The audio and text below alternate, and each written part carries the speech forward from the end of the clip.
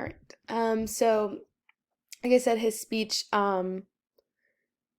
isn't um or he is verbal.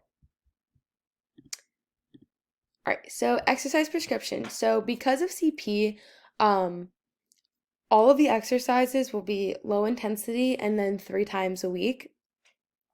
So for warm up, it's mostly just gentle stretching. Um, Stretching out the for plantar flexion, not really so much dorsiflexion, but the calves and the hamstrings as well being stretched and kind of moving the hip a little bit as well.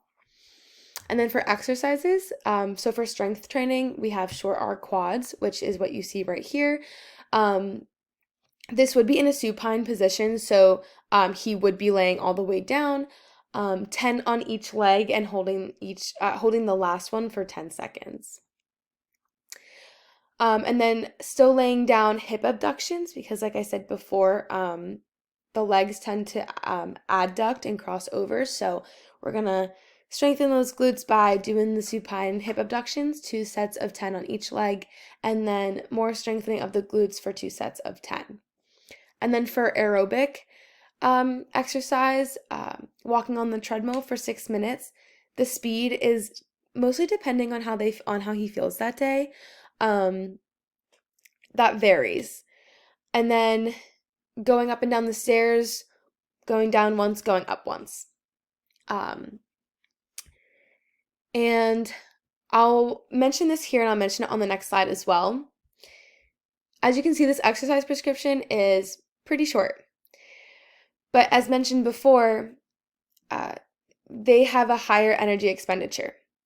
So this exercise prescription would take up a whole hour session in physical therapy.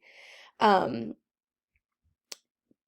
they just go it's slower because of the muscle weakness, the fatigue, things like that.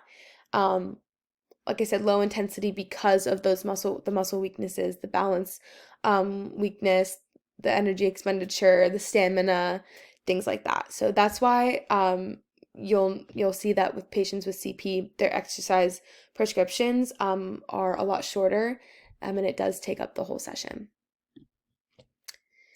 So that brings me to modifications and special recommendations. So slower pace. So they aren't going to be doing exercises like this, right? It's going to be at a slower pace. So a modification would be, like I said, to have a shorter exercise prescription for them for that day.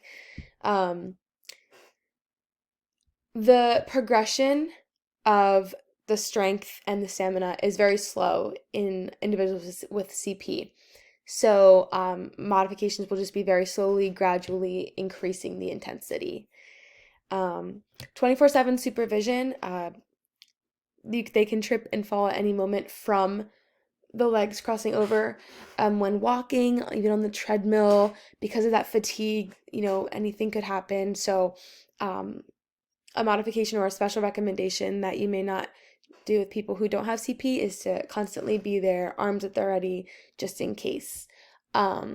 And that goes along with constant support as well. And then not having many exercises goes along with what we stated on this slide too.